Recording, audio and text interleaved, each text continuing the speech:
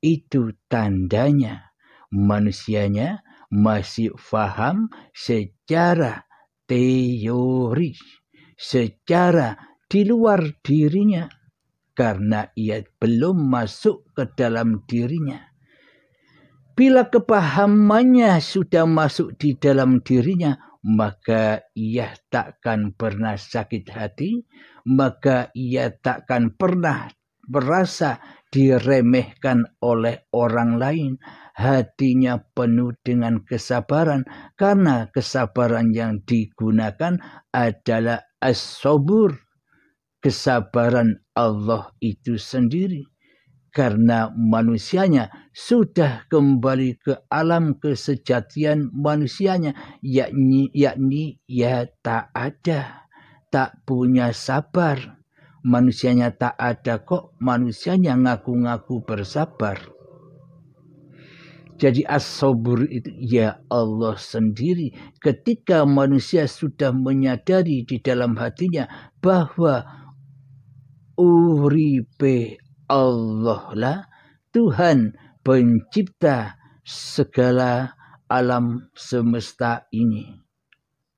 Jadi alam semesta inilah yang dimaksud Masjidil Haram, yang dimaksud Baitullah. Alam semesta inilah Baitullah itu. Bagi manusia yang sudah memahami, terkhususnya orang-orang yang sudah berbaiat, insya Allah kalian semua sudah tahu, mendalami, masuk menyelam di dasar lautan al-hayat, serta mengambil permatanya, fa insya Allah, dan saya pastikan Anda pasti sudah bisa kembali kepada Allah dengan selamat.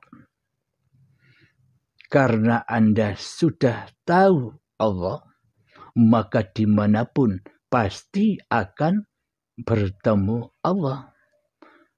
Bagi manusia yang belum mengenal Allah, bagi manusia yang belum pernah berjumpa Allah sedetik pun, maka dimanapun ia takkan pernah bisa berjumpa dengan Allah. Meskipun di masjid-masjid secara dohir, ia tak pernah bisa bertemu. Meskipun berhaji di dalam Masjidil Haram dan menyaksikan Baitullah, ia takkan pernah bertemu Allah.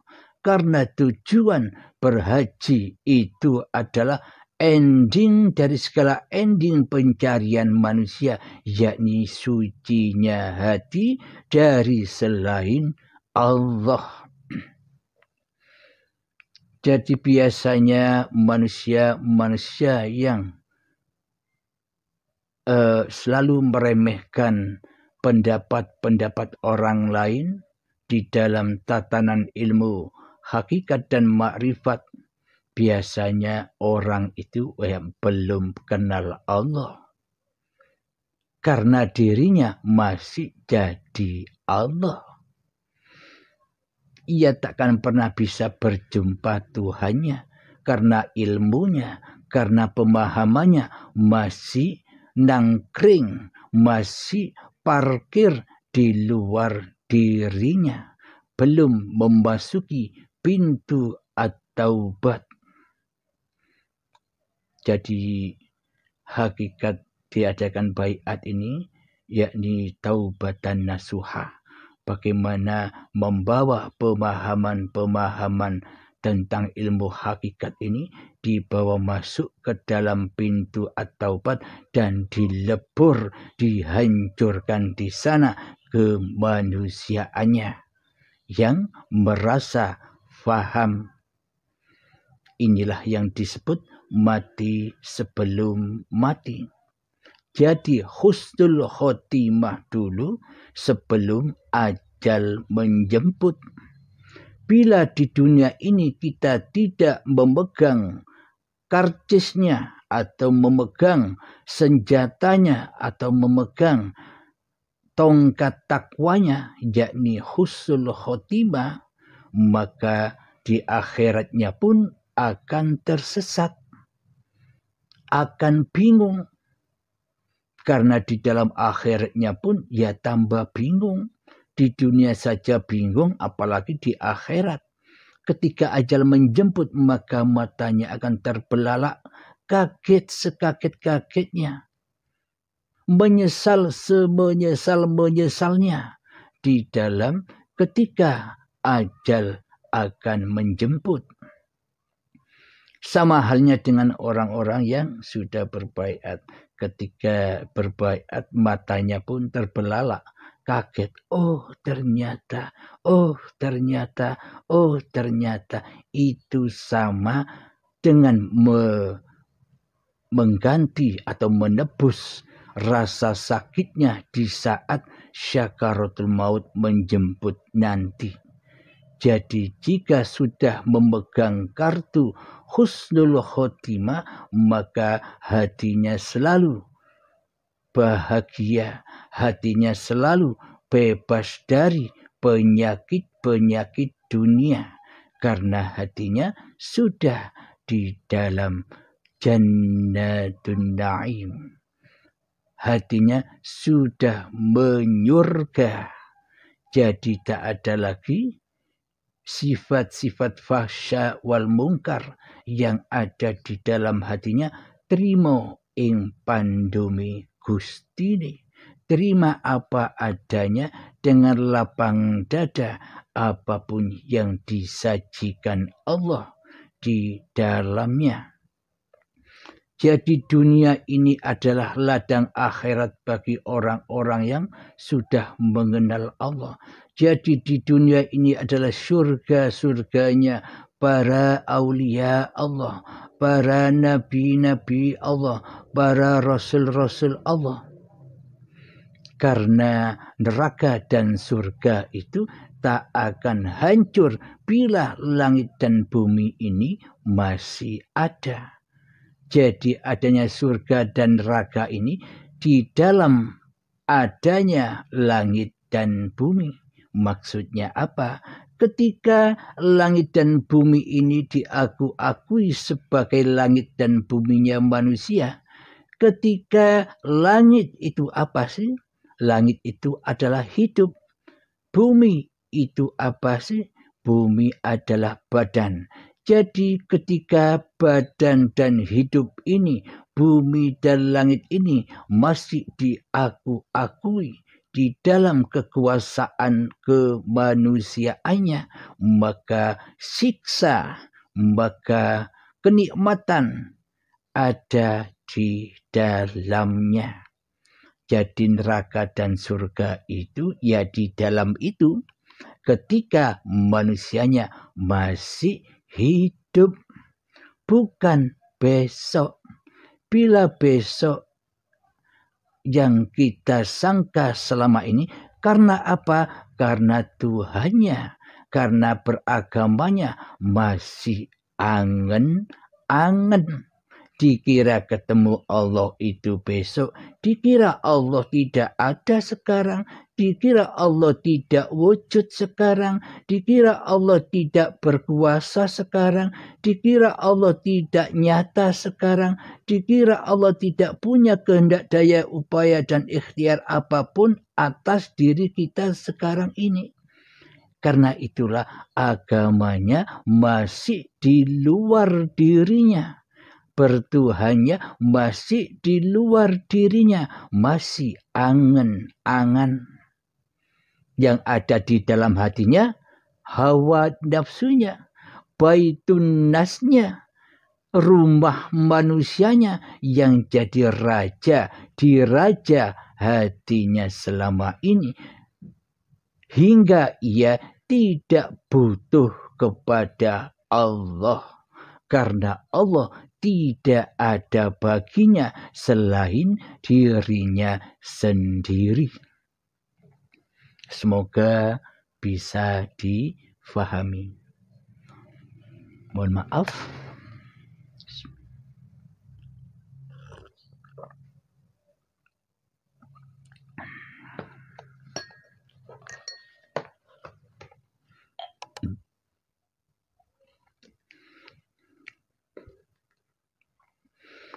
Jadi yang dimaksud masjid-masjidnya Allah.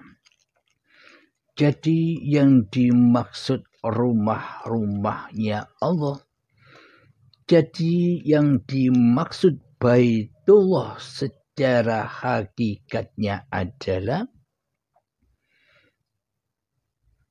ketika di dalam hatimu sudah suci dari diri kemanusiaanmu, yang ada hanya sucinya Allah, maka itulah Baitullah. Ketika hati sudah suci dari selain Allah, maka yang dipandangnya, maka alam semesta ini, itulah hakikatnya Baitullah. Itulah Baitullah yang sejati, ya alam semesta ini dan manusianya dan hayawannya dan tumbuhannya dan seluruh alam semesta ini sudah di dalam Baitullah, sudah di dalam Allah, karena mereka ciptaan-ciptaan Allah. Ini secara syariatnya. Nanti kita perdalam lagi hakikatnya bagaimana.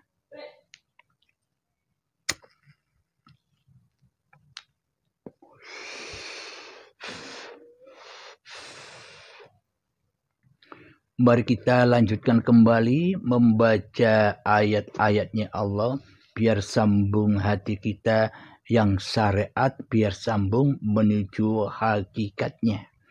Jadi jangan syariat saja, jadi sempurnakanlah.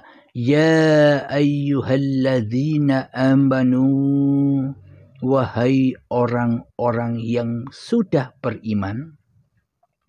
Jadi bila imannya masih ada di luar dirinya, imannya masih diaku-akuinya manusianya yang bisa beriman, udkhulu fis-silmi kaffah, masuklah ke dalam kepasrahan yang sempurna. Itulah Islam sejatinya di sisi Tuhanmu.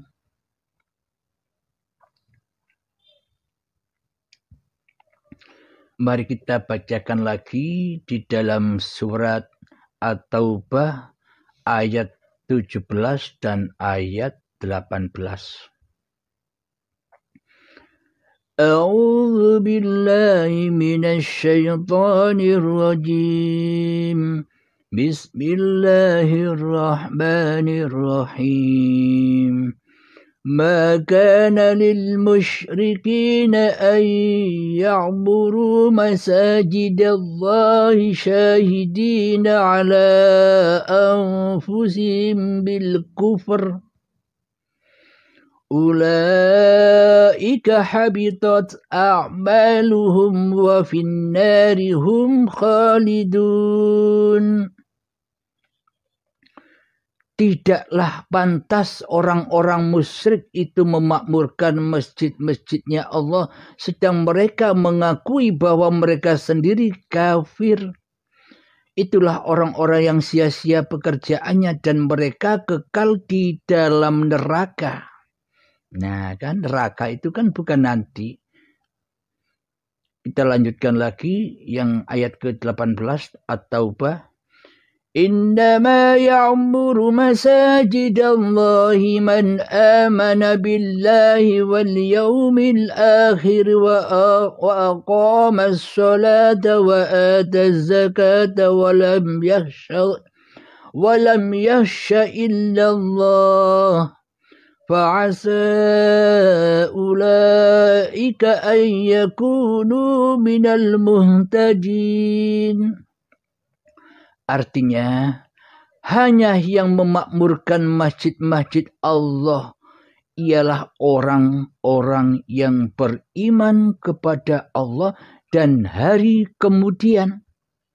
serta tetap mendirikan salat, menunaikan zakat, dan tidak takut kepada siapapun selain kepada Allah. Hatinya takut bila dia syirik. Kita lanjutkan. Maka merekalah orang-orang yang diharapkan termasuk golongan orang-orang yang mendapat petunjuk. Shadaqallahul azim. Maha benar Allah dengan segala firman-firman-Nya.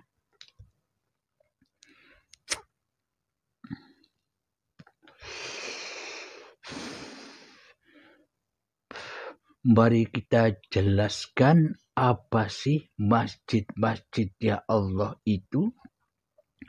Bagaimana sih cara memakmurkan masjid-masjid ya Allah itu? Bila kita tidak mengenal Allah dahulu, apakah mungkin kita bisa memakmurkan masjid-masjid ya Allah?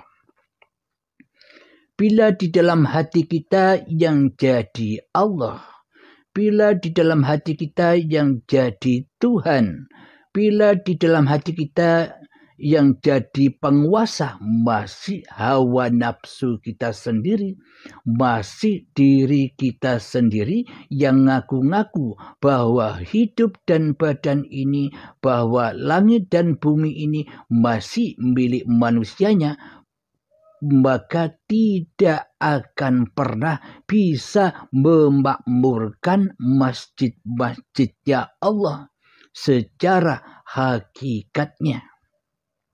Karena di dalam hatinya masih musyrik, masih syirik kepada Allah, masih mensekutukan Allah di dalam hatinya, maka ia takkan pernah bisa memakmurkan hakikat masjid-masjid ya Allah. Maka ayatnya tidak pantas orang-orang musyrik itu memakmurkan masjid-masjid Allah. Sedang mereka mengakui bahwa mereka sendiri kafir. Itulah orang-orang yang sia-sia pekerjaannya dan mereka kekal di dalamnya. At-Taubah ayat 17. Jadi yang tahu diri kita, ya kita sendiri. Contoh. Yang tahu di dalam hati kita ini siapa yang jadi rajanya, siapa yang jadi penguasanya, siapa yang jadi Tuhannya, kan diri kita sendiri. Orang lain tak perlu tahu. Jadi yang dinamakan kaji diri itu ya masuk ke dalam diri. Sebab yang tahu diri kita itu ya diri kita sendiri. Kita tak usah bingung-bingung mengkaji orang lain. Kita tidak usah capek-capek mengkaji orang lain. Kajilah dirimu sendiri. Karena yang pulang kepada Allah itu nafsi-nafsi. Diri masing-masing manusianya sendiri. Meskipun kita dianggap belum paham oleh manusia lain, ya biarkan saja. Yang terpenting kita tidak mengkaji orang lain. Yang terpenting yang kita kaji masuk ke dalam diri kita sendiri. Memang sulit. Butuh puluhan tahun untuk melatih ini. Puluhan tahun terkadang belum paham-paham. Kecuali orang-orang yang dikehendaki oleh Allah. Dan di sini ada cara yang memudahkan bisa masuk ke dalamnya. Dengan cara berbaiat. Insya Allah bagi orang-orang yang dikehendaki Allah sajalah yang bisa berbaiat. Jadi berbaiat itu ada dua, tinggal pilih. Mati sekarang atau besok dengan siksa dan azab yang pedih di saat sakaratul maut. Husnul khotimah sekarang atau besok yang tak tahu bagaimana husnul khotimah. sekarang saja tidak husnul khotimah, apalagi nanti, maka akan tersesat jalannya.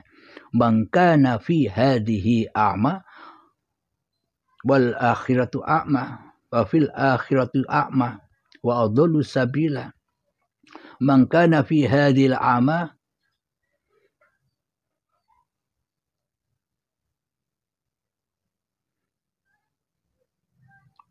dan barang siapa buta mata hatinya di dunia ini, maka wafil akhirati a'ma, dan butalah mata hatinya di dalam akhiratnya, bertambah butalah. Wa adallu sabila, dan tersesat-sesat jalannya dengan azab yang pedih serta siksa yang begitu dahsyatnya di saat sakaratul maut. Karena saat di dunia tidak mencari ilmu, tidak menggapai ilmu, mati sebelum mati yang sesungguhnya.